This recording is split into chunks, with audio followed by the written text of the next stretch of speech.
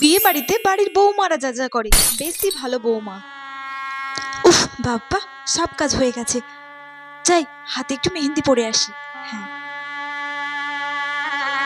এই তোরা মেহেন্দি পরছিস, আমাকে একটু মেহেন্দি পরিয়ে দে। হ্যাঁ বর্দি, দেখো না আমার তো মেহেন্দি পরা হয়ে গেছে, আর মা বলেছিল তত্ত্বের জিনিসগুলো সমস্ত সাজিয়ে দিতে, কিন্তু আমি তো করতে ভুলে গেছি গো। আচ্ছা তোরা কোনো চিন্তা করিস না, তোরা মেহেন্দি পর, আমি তত্ত্বের জিনিসগুলো সাজিয়ে দিচ্ছি। কিন্তু বর্দি, তুমি মেহেন্দি পরবে না? আরে না না, তোরাই পর, আমার না পড়লেও হবে। আচ্ছা বৌদি শোনো না।